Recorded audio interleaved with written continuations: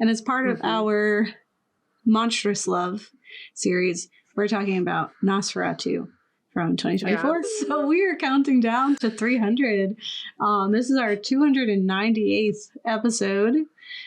We're heading on to 300. So if you are local to Philly or you want to come in to Philly on April 10th, we will be doing a live show for our 300th, which is going to be really cool. We will be in cosplay. It will not be me as Nosferatu, though. That's not going to happen. It won't be this great, but it'll be pretty darn good. It'll be pretty cool. It'll still be pretty accurate to what's happening. We're just doing something different. But today we're doing Nosferatu, which is a remake of, a quintessential horror film that came about when they were trying to work around copyright issues and getting access to Dracula. They couldn't do Bram Stoker, so they were like, well, Nosferatu is a type of vampire, so we'll just do a vampire tale where he's seducing a young maiden, and it was like, I guess that's exactly the same. That's the same thing. Yeah, it's very similar. So why don't I hop in and tell everyone about it? Awesome. So Nosferatu is from 2024, and it's about a gothic tale of obsession between a haunted young woman and the terrifying vampire infatuated with her, causing untold horror in its wake, and it's directed by Robert Eggers. A vampire. The Nosferatu. So let's tell you what happens in the film, and then I'll kind of dive into some of those obvious themes that are happening and a lot of the intentionality that went behind those decisions in telling the story in this specific way, which really does, like I said, separate it from its original source material, both Nosferatu from 1922 and Dracula. So Nosferatu is a haunting horror remake that delves into the Dracula adjacent terror of Count Orlok's twisted pursuit of love and acceptance. And of course, his version of love and acceptance comes at the expense of someone else's freedom and happiness, which is just a typical vampire behavior scenario. They live for a long time. They stop caring about what people feel like. And this film is a brilliant blend of gothic horror, psychological terror, and satanic panic set in 19th century Europe. And at its heart is a married couple At its heart is a married couple whose lives are torn apart by sinister pacts with demonic forces.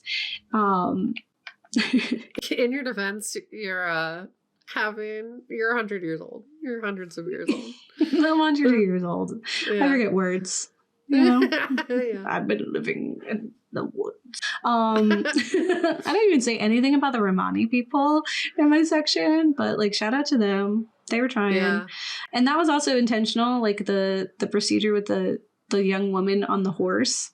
There was old folklore where they would put a virgin on a white horse, and when they would walk through the graveyard, if the horse refused to step on specific graves, then it was thought to be a vampire, and so they would unearth it and then stake the body that was in there. The virgins were generally a young boy, and he was fully clothed. So they took some liberties putting the young naked woman on there, but that was still kind of cool. As a young girl, Ellen was an outsider, a naturally spiritual person with a touch of psychic ability, paging Professor Xavier. If only she would have had a different life. She evokes fear in those around her who see her gift as either a curse or evidence of madness, and she is longing for affection and comfort because of that isolation from that. And so she turns to darkness, and unfortunately, darkness answers, and her desperate plea for connection forever ties her to the vampire creature Nosferatu. Don't ask the darkness. Yeah. Darkness will Do answer. not, the void will talk back, I guess. Sometimes the void be responding. And then years later, Ellen's life seems idyllic now. She's happily married. Her melancholic past is behind her, and the hysteria that once plagued her is a distant memory. But her teenage affair with the darkness hasn't forgotten her. Learning of her marriage, Nosferatu devises a sinister plan to tear Ellen's beloved husband Thomas away from her. Thomas, who is like kind of her, super rude. And he's been like her savior, you know, he's been really supportive of her. He does also feel like, shh, we don't have to hear about your hysteria. Okay? Never speak of that again. Yeah. Don't be melancholic. Don't tell me about your dreams. Until I learn they're real, and then I'm like, all right, yeah, now talk about it. You're right. I should listen to your dreams. I should. I get it. It's scary stuff. This is the Ripley of her time. I'm kidding. She is Ellen. Same name. Yeah. Thomas, driven by a desire to secure a better future for Ellen and himself, and this fascination with the wealth of his best friend, like he definitely wants to have the same life that his friend has. So he embarks on a dangerous journey to the mountains to close a deal with the mysterious Count Orlok, and in his absence, Ellen's tranquility unravels, and by day she becomes comatose, and by night she is consumed by a manic, almost possessed state that really sends everyone in a spiral. And desperate to save her, her caretakers enlist the help of a paranormal doctor who quickly determines that Ellen isn't sick. She's under the control of something supernatural, a vampire, a Nosferatu. And Eggers Nosferatu is a beautiful Gothic and moody masterpiece brimming with chilling possession scenes, grotesque gore, and a savage exploration of the suppression of women's autonomy and sexuality. And through Ellen's story, the film weaves a harrowing emotional arc, balancing her inner strength with the terror inflicted by Orlok. With its haunting visuals and meticulously crafted period detail, this is Robert Eggers at his most ambitious, delivering a reimagined tale that will leave audiences shaken to their core. I know people gave a lot of crap for the witch in their like costumes and the word. Like I was like, he took a lot of time trying to figure out all that stuff. So like I don't know, he didn't just throw it together. Give him credit. I referenced it a few times, but saw this interview with him and I was like kind of disappointed because he's just like a regular guy. Yeah. He's just like super normal. And I like he just sounds normal. He's like behaving normal. And I was like, I don't know why I was expecting him to be like kind of weird. Yeah. And he just like he absolutely isn't. Yeah. So I'm a little sad. He's weird at heart, you know? Yeah, he lets it out in this way instead. So let's talk about liberation and healing. Nosferatu is a stunning horror retelling of that classic film. And like I said, it surprised me with its intentionality and exploration of the suppression of women, because that is not there in the original at all. Like she's just an after story, right? She's like the object of his affection, but not the affection of the film, right? Like this, the camera doesn't care. She's just a tool, so we can learn about him. Instead, we see Ellen's tragic story, and it is used to unravel societal fears of feminine independence and desire, offering a haunting critique of patriarchal control beneath its dark, moody veneer. It's also like that taunting of darkness, right? Like she is something other than normal, and that's like enough to villainize her.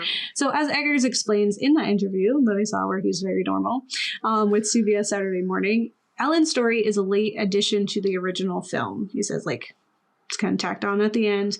The focus more on the men controlling and fascinated by her. I think of is it Light in August, I think it is, or The Sound and the Fury. I think it's Sound and Fury, where it's like three different men telling the story of one woman from their points of views, but you never see the woman. So it's like that. It's like this is about her, but it's not about her. It's like it's about them, but it's not about them. And so instead, Eggers wanted this film to focus on Ellen's story entirely, and that she really is our heroine in it, and Thomas is just doing stuff. But he is the tool for her, if anything. So while I deeply enjoyed Eggers' period piece, The Witch, I never felt the good for her energy that many associate with that film. And we talked about it quite a bit in our The Witch episode that we recently recovered last year. So I'd highly recommend checking that out if you want to learn more about how that good for her moniker that people give that film is incorrect. Because I felt like I left the film feeling that Thomason's lack of autonomy, her hopeless circumstances, molded her into the perfect vessel for Satan. I don't think any of that was her choice. Not a single thing. And so Eggers Nosferatu similarly plays with this dichotomy of independence, revealing the sharp edges of a presumed choice. I think you can leave either way, thinking Ellen decided this or Ellen had no choice. And in The Witch, right, like I think the big part of why I believe that is that Thomason's family is slowly torn apart, both physically, in which we see like with the separation of the baby and her younger brother, like people being taken away, but also emotionally with paranoia and faith-fueled fear, breeding distrust and hysteria. Like it literally breaks up this family unit, driving them mad into this point where it's desperation and survival. Like where else is she gonna go? It's the woods. And it's before the 1800s, 1700s, you know? In Nosferatu, Ellen's... Oh, go ahead. No, I said the before time. It was not important. In Nosferatu, Ellen's powers and gifts leave her vulnerable to neglect and abuse by those around her. And her sacrifice in the end can be interpreted as both a victory, a defiant stand against her pressures, and a loss, reducing her to yet another pawn in a larger inescapable scheme. Like there was like this confliction I had. We're obviously going to have spoilers in this episode, so if you haven't watched it, it is. Please go watch it. As we will be like that's I think a really important part is like her role in that part of it. Because like I didn't love it. To be honest, but I get it. Yeah. Sometimes that's what we get, you know? But at the time, that's all you really could get. Yeah. Unfortunately. Yeah. Like, honestly, she did a lot. She was expected to do 0 and she did 100. So amazing. But in the film, Ellen is a woman out of place and time. Her psychic and spiritual gifts mark her as an other, and in her rigid patriarchal community, she is labeled melancholic, cursed, or even dangerous, politely dismissed as corrupted in a way society deems appropriate. So it's calling her melancholic is a nice way of being like, she's a little weirdo and we're afraid of her. Instead of celebrating her uniqueness, she is stifled, a reflection of an era that saw women's individuality as a threat. Willem Dafoe's character, I'm blanking on his name right now, even says like, you would have been worshipped, you know, you would have been a part of like you would have been like a seer. You would have been not a saint, but a priest, like a priestess. Yeah, you would have been a priestess like any other time if we were closer to religion than science, which is a really interesting kind of subplot that's happening. And also, like, they weren't closer to religion or science that much. Like, what they thought was science, I guess. Yeah, but it's like it is still like a grappling with.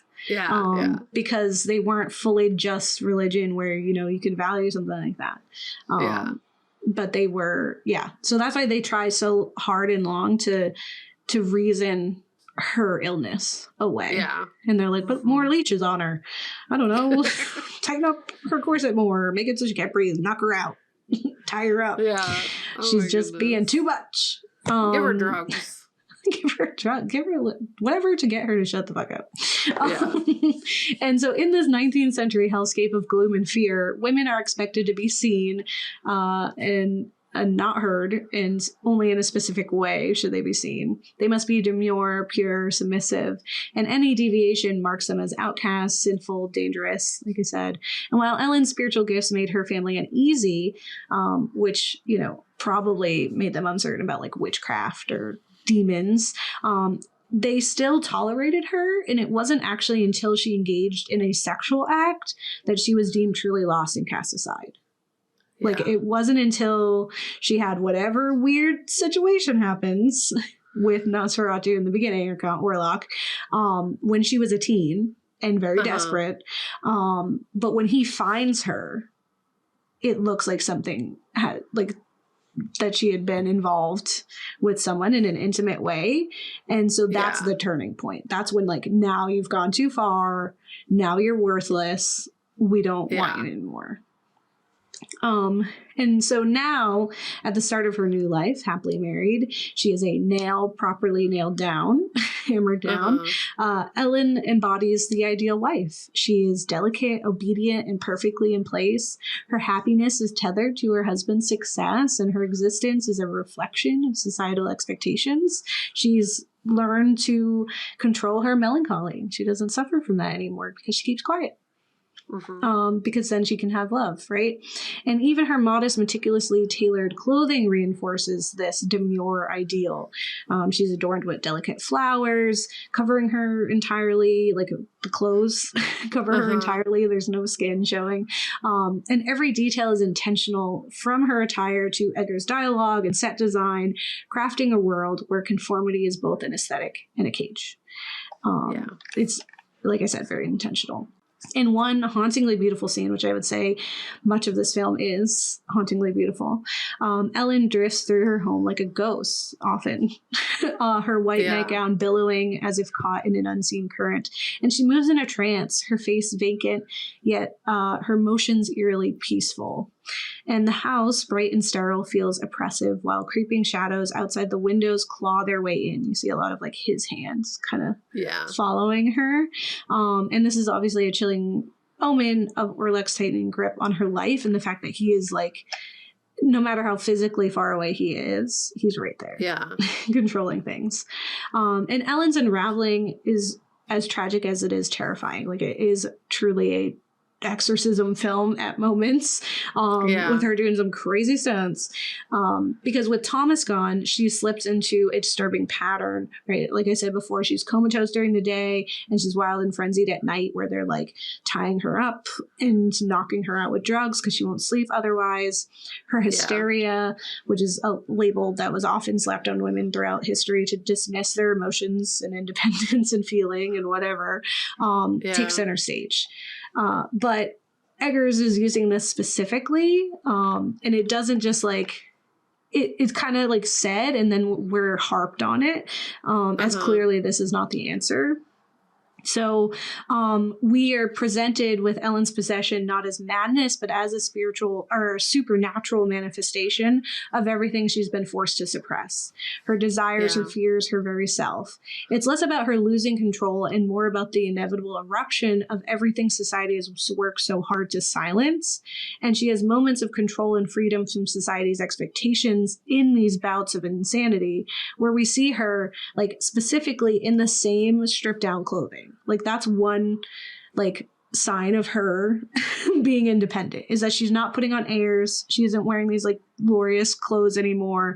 She just like stripped down. She is not the perfect guest, right? She's imposing.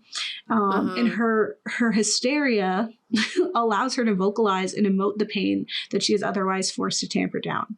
She is so distraught that her husband is gone. And before, she had to be quiet and just be like, oh, I can't wait till he comes home. But now she's like, she is in physical pain from missing him and from her life being uprooted the way that it is.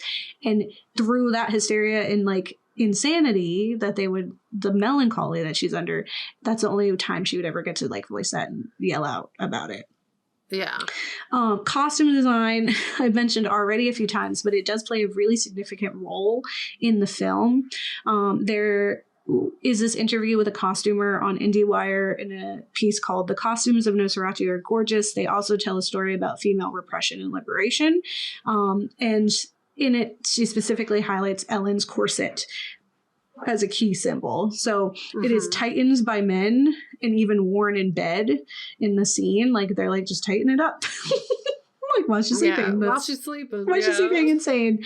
And obviously it reflects the physical and emotional containment imposed on women at the time. Like that would have been something that probably they would suggest. But further, the specific corset that Ellen is wearing in that scene, like where they're like when she's like too much and the doctor's like, tie her up, that corset is tied in the front, like it would loop back up and tie in the front, and this design ensures that her anguish is visible, right? That she is face up and we're seeing her and writhing in pain, rather than her silence and like her suffering in silence face down. So that we can't ignore that. Like it's very obvious this is not a good thing to do. Ellen's wardrobe shifts subtly throughout the film as well. Initially, like I said, her dresses are intricate and restrictive, emphasizing her role as that dutiful wife. And as her connection to Orlok deepens, her clothing becomes looser and darker, reflecting her descent into chaos and the breaking of societal expectations.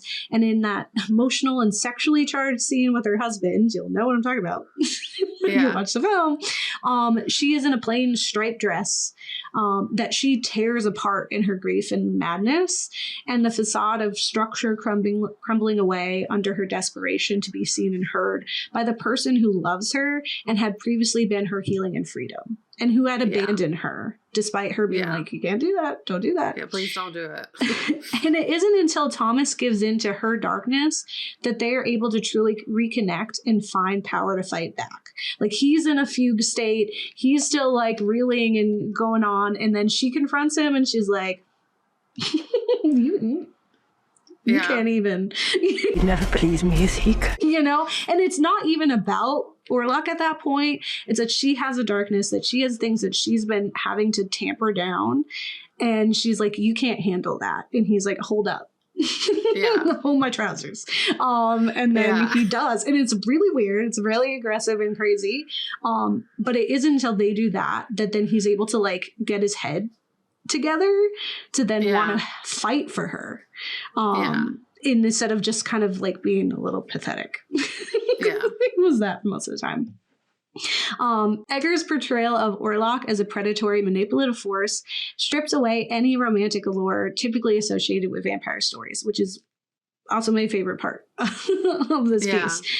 Because vampires are often romanticized creatures of the night, and that is just not happening, right? It's obvious that it's not Orlok's irresistible mystique that has a hold on Ellen, but his supernatural power and control. Look at the screen.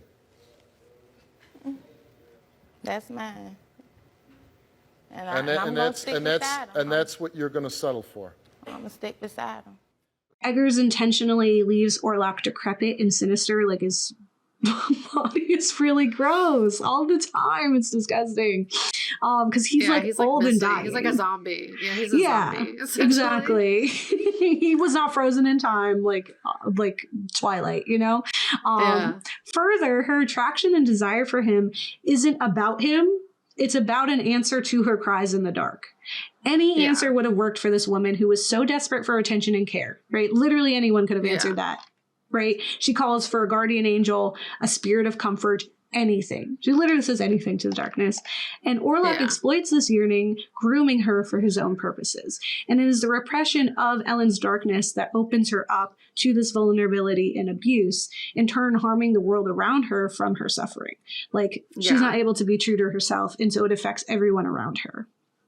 And instead of those cliche tales of vampire romance, Nosferatu focuses on the horror of his abuse, physical, psychological, and emotional, and its devastating effects on Ellen and her community. This depiction challenges audiences to confront the reality of abuse and the resilience required to overcome it. He feels monstrously impossible to fight. And in the end, like, only she could fight it, you know? She had to, like, acknowledge, this is not what I want. This is not what I like deserve. And she like tells him that. She's like, I don't want you.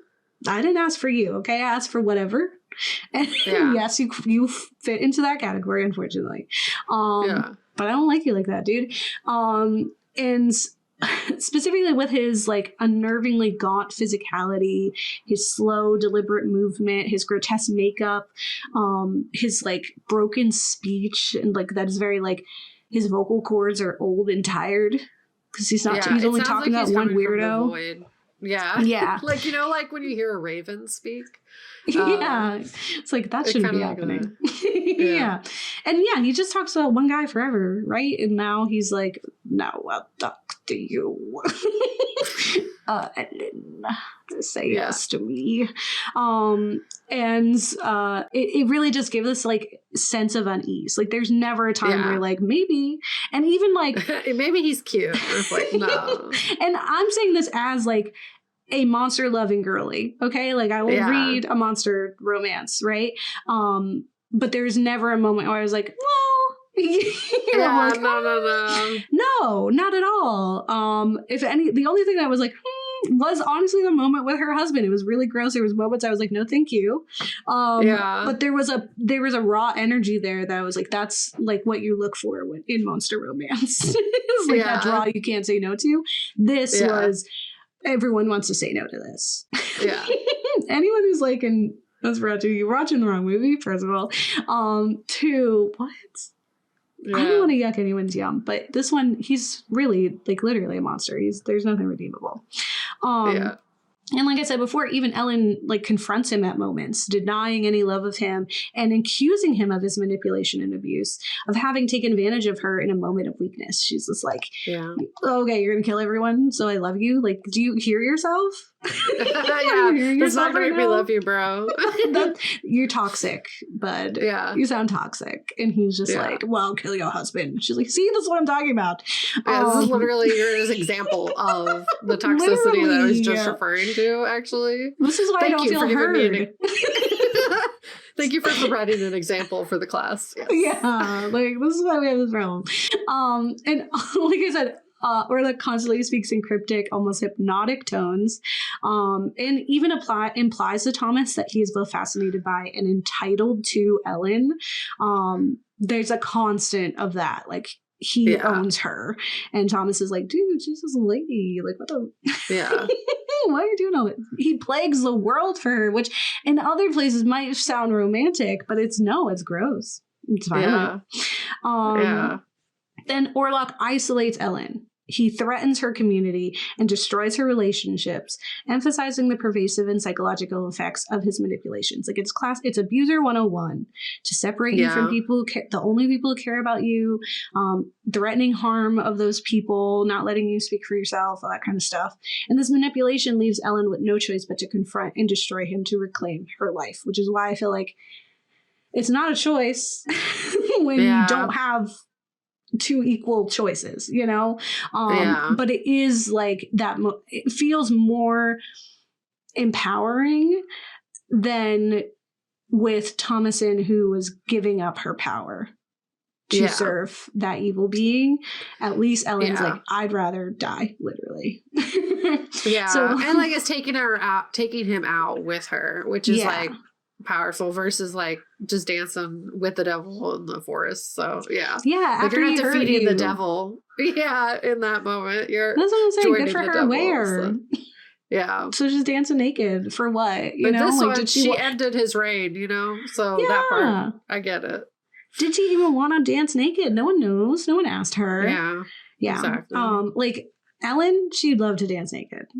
I believe that. But, you know, so in this Eggers Nosferatu reimagines and reframes this horror classic, effectively holding a mirror to societal anxieties about female liberation, an examination that feels as resonant today as it does in the film's Gothic setting. Like, it's still happening. We're still oppressing. And by framing Ellen's story within that Gothic horror tradition, Nosferatu critiques the rigid societal structures of the 19th century that demonize women's agency, darkness, and sexuality. It's a great tapestry to weave. And the film transforms her possession into a metaphor for reclaiming power, turning a classic tale of terror into a poignant exploration of autonomy, desire, and resistance, even if it is a sad one. I agree. It did it. You know, it's just definitely sad. It's like, also like, oh, I wish you could have let her live. But also I get why. But also, like, it's sad. You're sad at the end. Yeah. Like, damn. Like, I wish like it had been enough without killing her. You know, that it was enough that she just lasted until the sun. And then her husband could have her. Because I do think he loved her. I genuinely do. Yeah. And then, like, also, like, because then she would have finally been free of societal expectations in a lot of ways, because they would have run off somewhere else and ideally somewhere better and safer. And he actually knew and loved her in a way that he didn't before. Yeah. So he would have been more supportive and able to, like, give her more autonomy in their relationship. Yeah, he learned his lesson. It's a bummer. It's a bummer, yes. Yeah, and it's like, that is probably what would happen in this time period. Women were dying, like, all the time at the hands of men, and, like, super gross and sad. Like, it was a dark time to exist. It continues to be. What I've learned that bums me out actively is that, like, we have just been teeter-tottering for history. Like, this is a tale as old as time. Like, we have been fighting for autonomy forever. And we get a little progress, then we go back 20 steps, and then we go up a little bit, and then we go back 20 steps, and it's like, can we just march strongly forward, please? Can we treat each other like human beings? I don't know. What the mom said in that one movie, Heathers. Yeah, we do treat them as human beings. Yeah. That's the problem. We need to treat human beings better. We need to, treat everyone with more kindness.